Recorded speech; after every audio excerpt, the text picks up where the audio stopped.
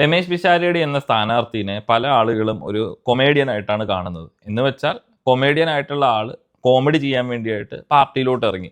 അതല്ലാതെ പുള്ളിയുടെ സീരിയസ് ആയിട്ടുള്ള നിലപാടുകളെ പലരും കാണുന്നില്ല.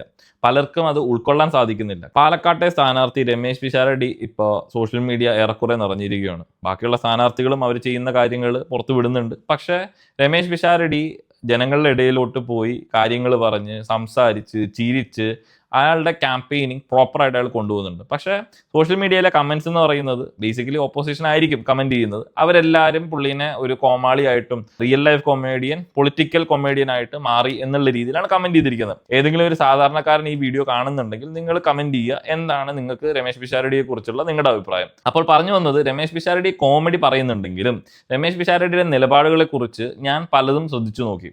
ഞാൻ നോക്കിയപ്പോഴത്തേക്കും കണ്ടത് പുള്ളിക്ക് പ്രോപ്പറായിട്ടൊരു നിലപാടുണ്ട്. അയാൾ പറയുന്ന കാര്യങ്ങൾക്ക് അയാൾക്കൊരു വ്യക്തതയുണ്ട്. അല്ലാതെ ആൾക്കാരെ പ്രീതിപ്പെടുത്തുക എന്നുള്ളതല്ലാതെ കൂടുതലായിട്ടും എന്താണോ ചെയ്യാൻ പറ്റുന്നത് അത് ചെയ്തു കൊടുക്കണം എന്നുള്ളതാണ് പുള്ളി ഈ ക്യാമ്പയിനിങ്ങിലിടക്ക് പറയുന്നത്. നാളെ നിലപാട് മാറ്റാം, കാര്യങ്ങൾ മാറി മറിയാം, പക്ഷെ ആസ് ഓഫ് നൗ എന്താണോ സംഭവിച്ചിരിക്കുന്നത് അതിനെ ബേസ് ചെയ്താണ് ഞാൻ ഈ വീഡിയോ ചെയ്യുന്നത്. സോ രമേശ് പിഷാരടിയെ പോലെയുള്ള ഒരാൾ സീരിയസ് ആയിട്ട് കാര്യങ്ങൾ പറയുമ്പോഴത്തേക്കും പണ്ട് എനിക്ക് ഓർമ്മ വരുന്നത്, സീരിയസ് ആയിട്ട് കാര്യങ്ങൾ സിനിമയിലൂടെ കാണിച്ച് പിന്നെ പൊളിറ്റിക്സിലോട്ട് വന്നപ്പോഴത്തേക്കും കോമഡി ആയിട്ട് തൃശ്ശൂരിൽ കറങ്ങി നടക്കുന്ന ആളെ കുറിച്ചാണ്. പേരൊന്നും ഞാൻ എടുത്ത് പറയുന്നില്ല, നിങ്ങൾക്ക് വേണമെങ്കിൽ കമന്റ് ചെയ്യാം ആരാണ് ഞാൻ ഉദ്ദേശിച്ചത് എന്നുള്ളത്. സോ രമേശ് പിഷാരടിയുടെ കാര്യത്തിലോട്ട് തിരിച്ചു വരുവാണെങ്കിൽ, പുള്ളിനെ സംബന്ധിച്ച് പുള്ളിക്ക് ഒരു വ്യക്തമായ ഒരു പ്ലാൻ ഉണ്ടാകും. ഈ പാലക്കാട് പുള്ളിക്ക് അധികാരം കിട്ടിക്കഴിഞ്ഞാൽ ഈ UDF പോലും UDF പിഷാരടി ജയിച്ചു കഴിഞ്ഞാൽ ഒരു മന്ത്രിസ്ഥാനം കൊടുക്കുമോ?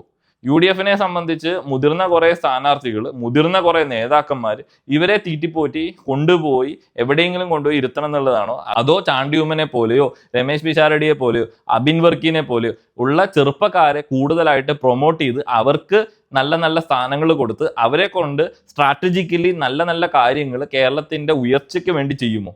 UDF ഭരണത്തിൽ വന്നാൽ എന്താണ് നിങ്ങൾ പ്രതീക്ഷിക്കുന്നത്? നിങ്ങൾക്ക് ഈ വീഡിയോയുടെ താഴെ കമന്റ് ചെയ്യാവുന്നതാണ്.